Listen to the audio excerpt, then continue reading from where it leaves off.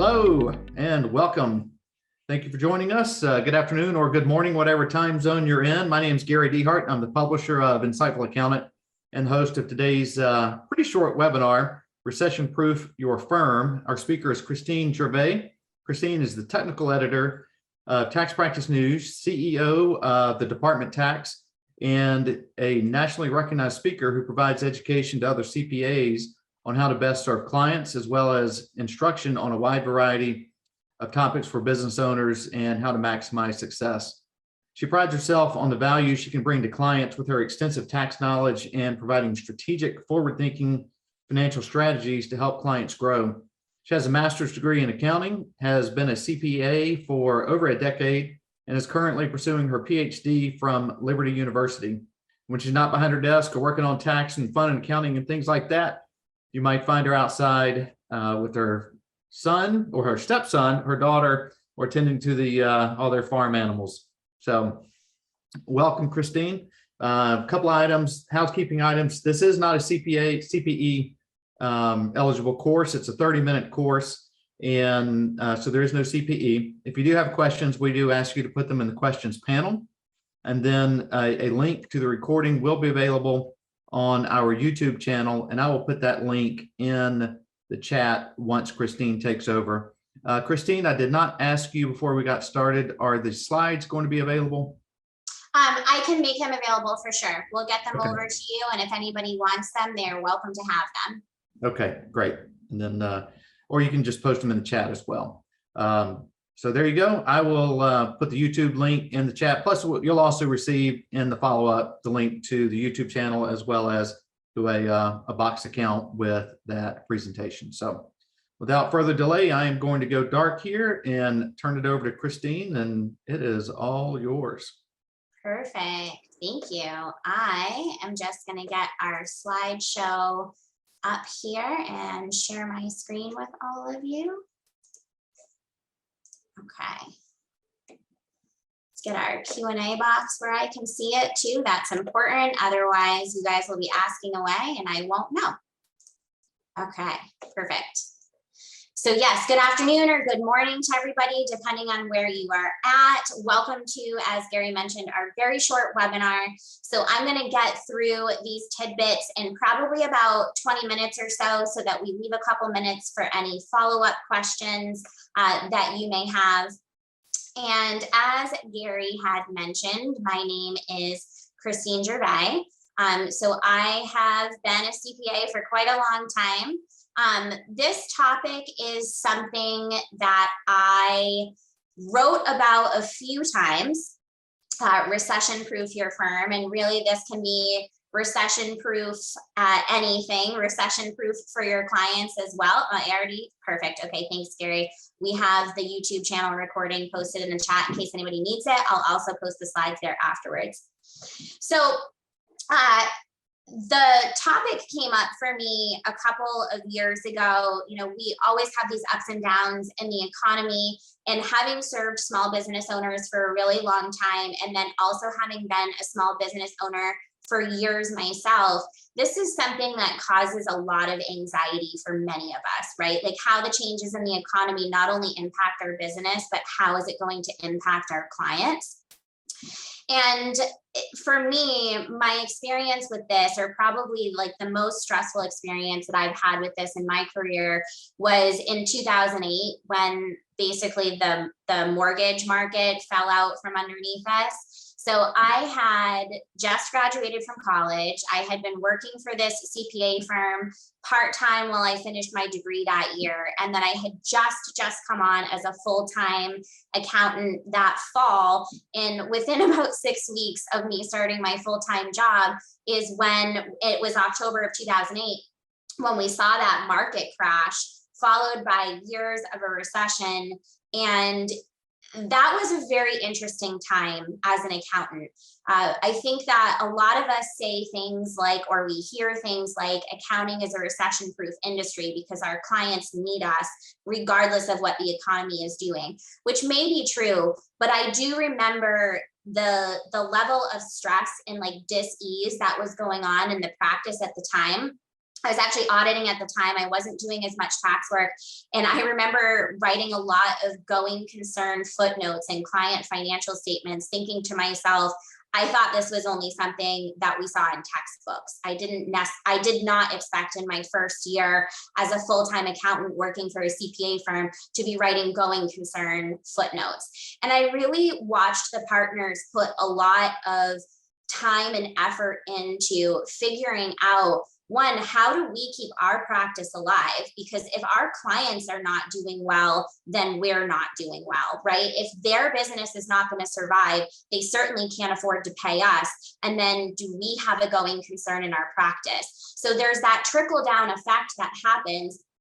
And, thankfully, I was working through people who were very dedicated to the small business owners that were their clients at the time. They had made some really smart business decisions themselves. And so they were really able to go through this period with grace and be a support system for their clients. And that was something that I watched and that I've taken with me in my career for a long time. So those are some of the things that we're going to touch on today. And what I want to try and do with this, with the points that I'm going to give you in terms of what can be helpful, is try to stay away from just like the save cash for a rainy day fund, right? That is always the most simplistic answer, is to just have a stockpile of cash in case of an emergency, but it's not super realistic.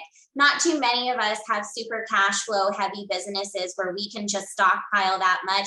And stockpiling it isn't necessarily always the smartest business decision either. We're reinvesting in our firms. We have this constant attrition of, things as we're growing. So I want to give you some really practical strategies that you can take away with today that not only can you use in setting your firm up to be stable during a potentially recession looking economy, but also things that you can take back to your clients that they can truly implement starting today in their small businesses to help support them. Because again, my sort of mantra in this field as a whole is, if I can support my clients' success, that only furthers my success as well.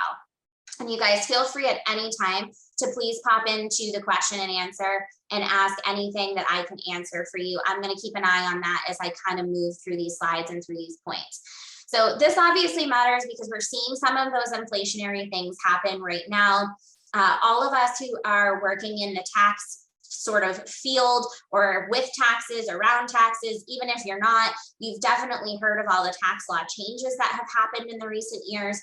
At some point, somebody's going to have to pay the bill for those. And so a lot of these tax laws are sort of contributing to this inflationary environment right now. And as I said earlier, there is this waterfall effect on the accounting industry. We're not really recession proof. Yes, our clients need us, even if their businesses are not doing well. We're sort of one of those necessary evils for them to operate.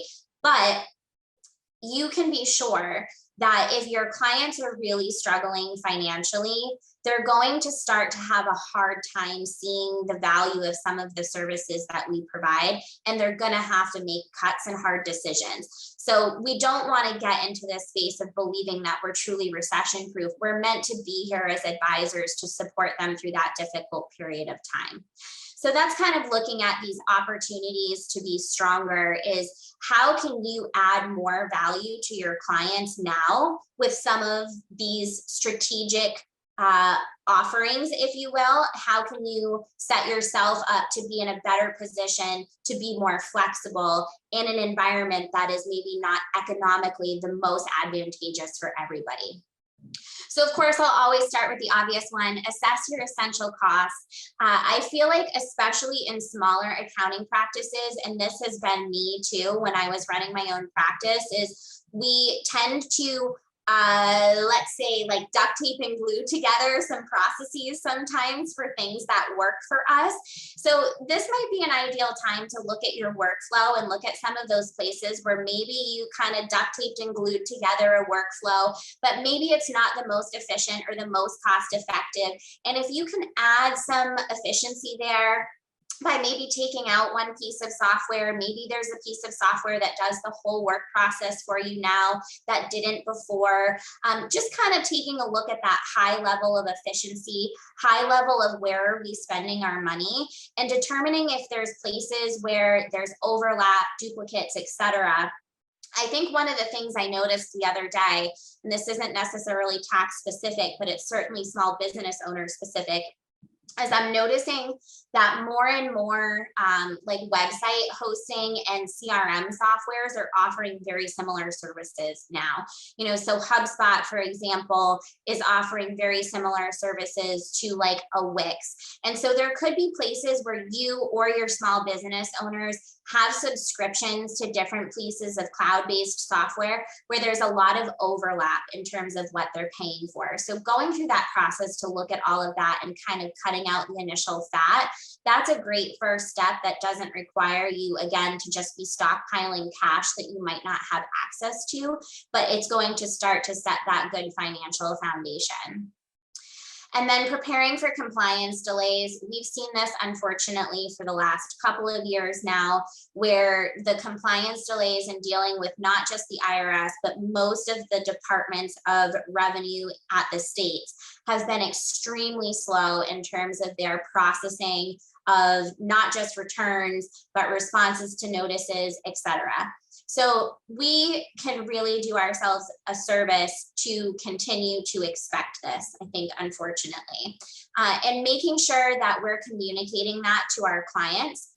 So I think one of the places that I've seen a lot of a lost efficiency in our team, candidly, is this pick up, put down process with the delay in compliance, because we send something out to the IRS, we might not hear something for, in some cases, over 12 months, and it's sort of put in this pile, and then somebody has to pick it back up and figure out, exactly where did this get left off. So putting a workflow in place or a tool in place to try and help you to manage that a little bit more efficiency, knowing that that delay is going to be there on the other end, and then communicating it clearly with your clients. Because I also find us spending a lot of time just purely responding to the client's request for follow-up. Hey, what's the status of this? And of course, we have no change in status because we're still waiting for whatever the agency is to get back to us. But creating a clear line of communication with your clients, maybe giving them access to the open notes in your file so that they know where it was last left off, where it was last checked on,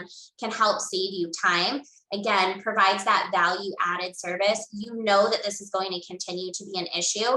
So really putting some efficiency in place now around it is going to trim out that excess time that you might be spending having to fight with the wait time on a lot of these compliance issues. And then actually accelerate your accessibility. So what that means is make yourself more available, not just to your existing clients, but to clients who are potentially trying to find you.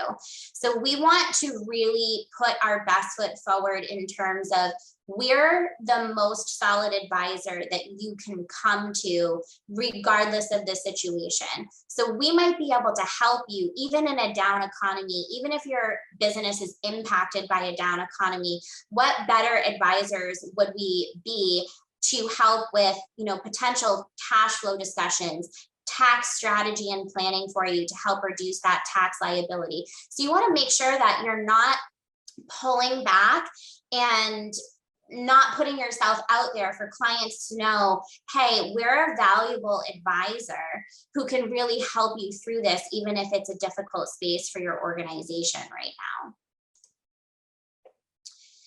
And then consider partnerships. So we actually did another webinar solely devoted to talking about partnerships in the industry. And this is something that was not as prevalent when I first came out of school and started in the accounting industry. Everything was a lot more, kind of closed off within our own firms, less sharing of information. But we've really shifted in a completely different direction, especially post-pandemic, where so many people are working 100% remotely. You have a lot more contractors who are working full-time from home, not necessarily working for specific firms anymore, which just opens up this whole new opportunity to partner with different types of people that are bringing something to the table that your organization might need.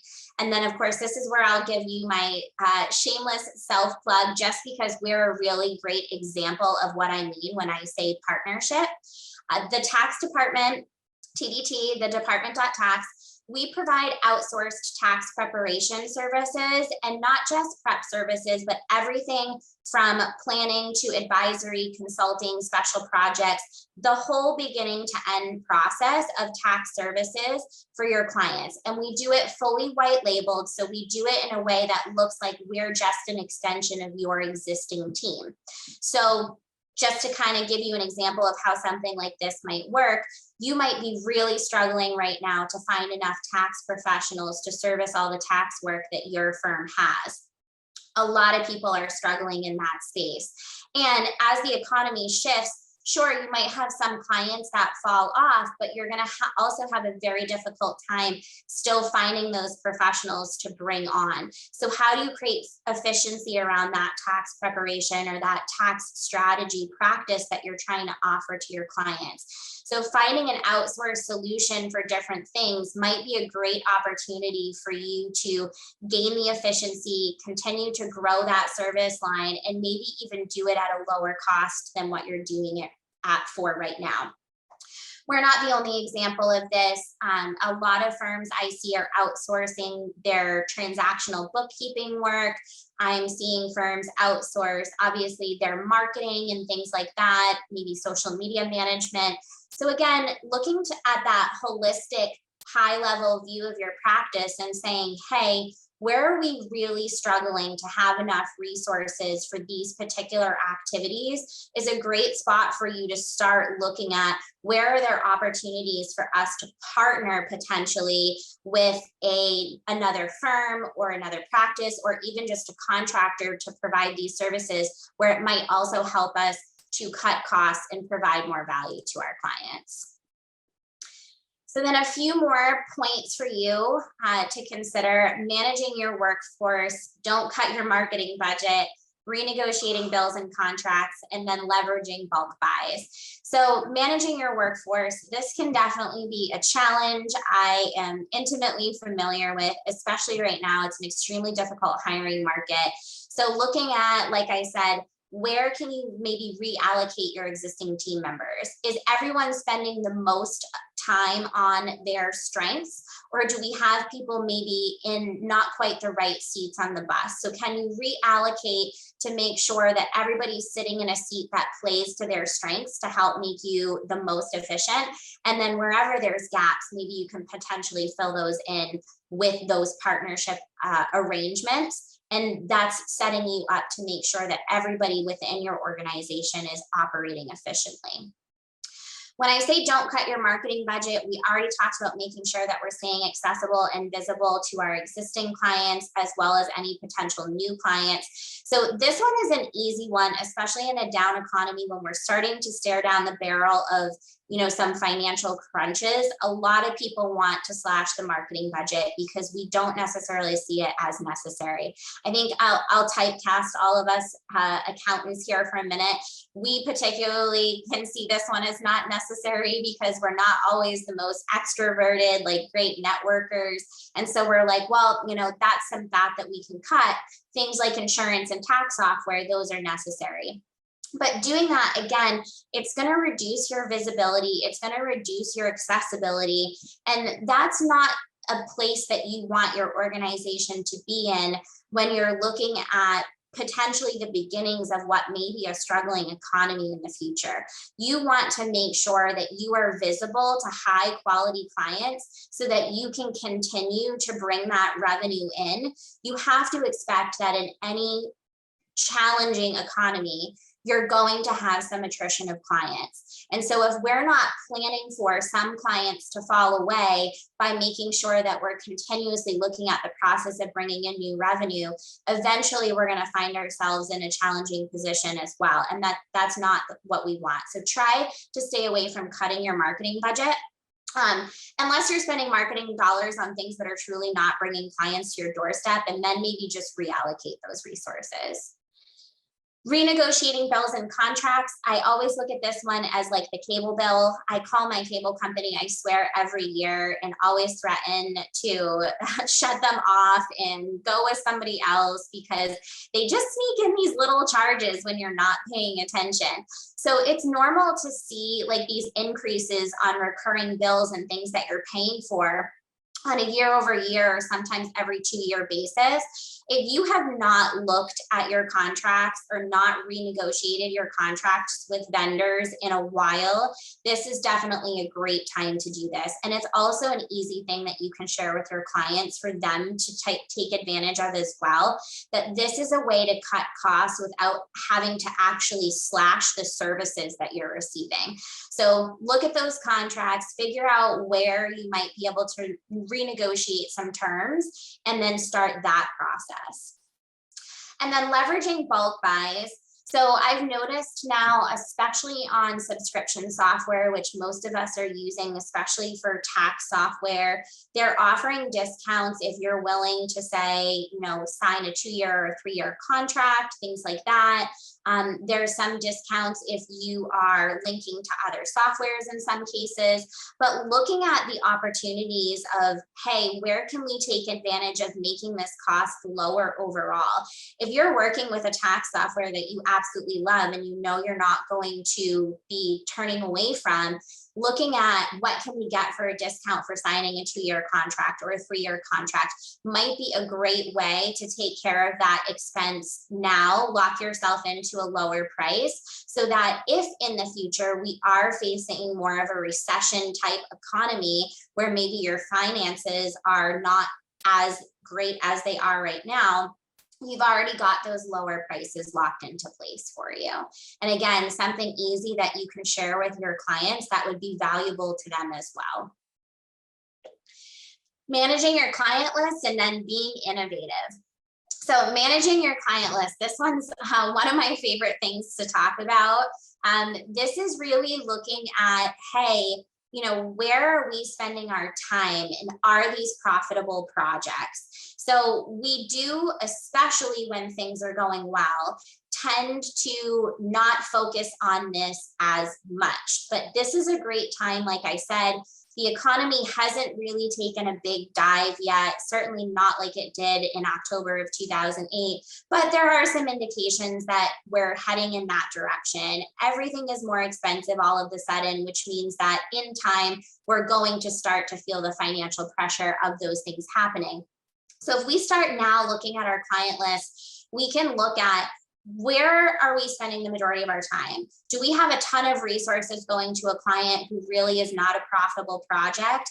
Now is the time to have that conversation with them. Maybe you need to renegotiate and re-engage those services at an appropriate price, or maybe they're not a good fit for your firm. But kind of trimming the things out of your client list that are draining your resources and not adding profit to the bottom line, that's a process that you can start working through now, so that that attrition happens and you're the one that's in control of it. And then, of course, innovation, challenge assumptions, and better serve the community that you're located in.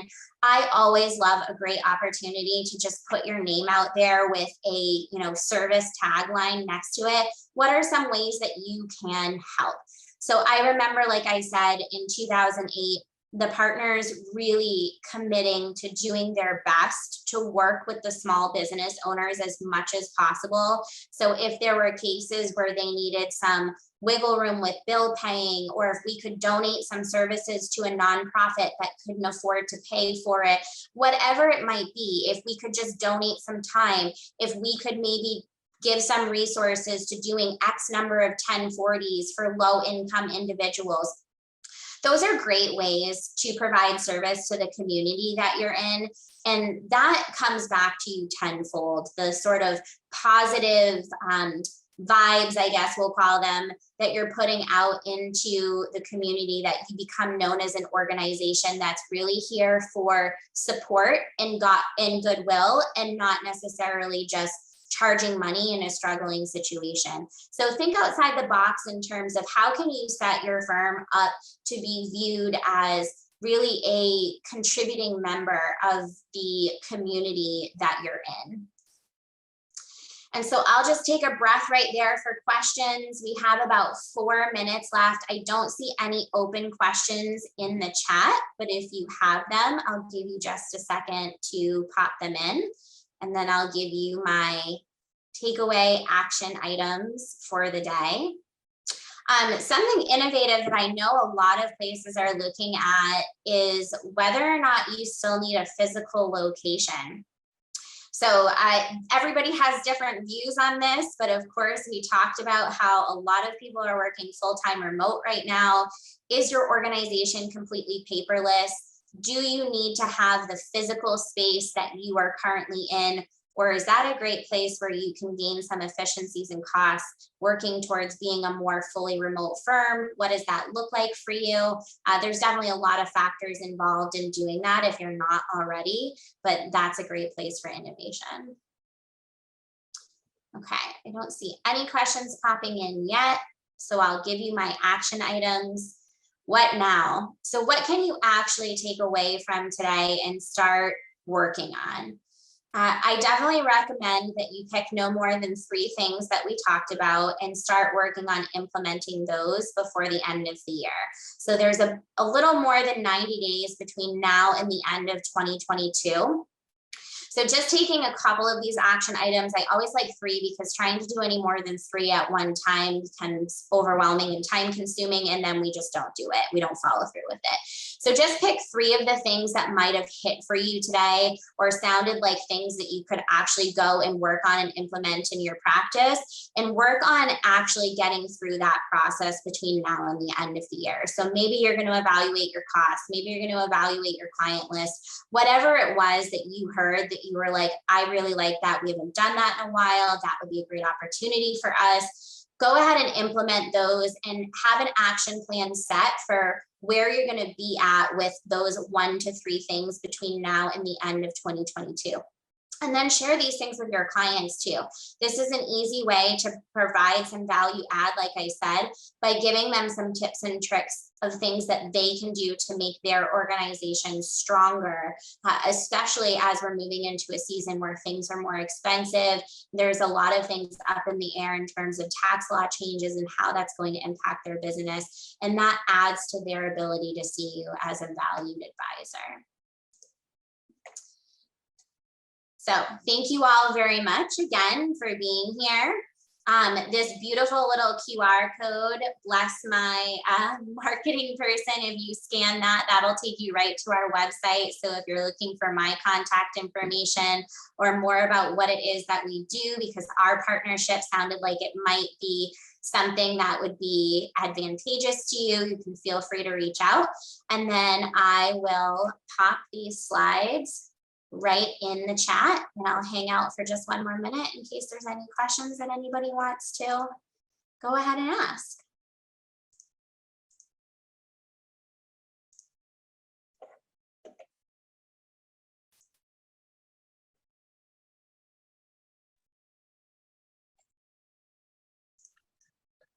All right. Well, thanks, Christine. Certainly appreciate your insight there. And as I said, we will be sending an email out within about 24 hours that will have the link to the YouTube channel, as well as a link to a box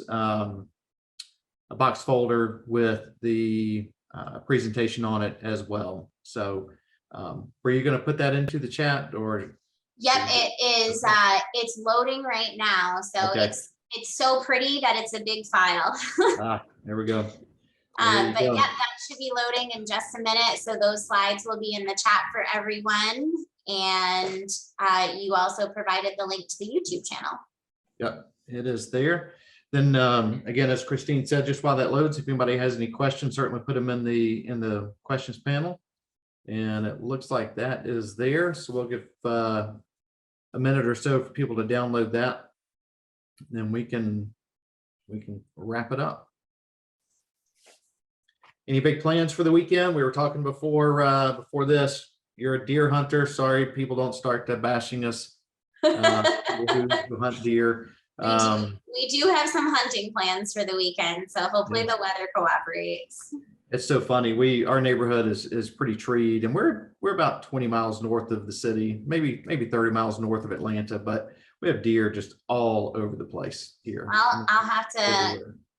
come down and visit. My husband's already looking at where the late season states are. Man, they're everywhere around here. It's crazy. So, all right. Well, thank you again.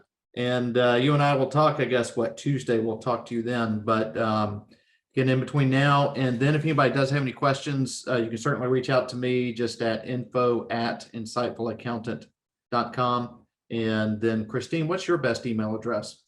It's actually right at the end of the slides, but I will pop that in the chat as well. It's Christine@thedepartment.tax. So I will pop that in right now, and that'll be there for everybody as well.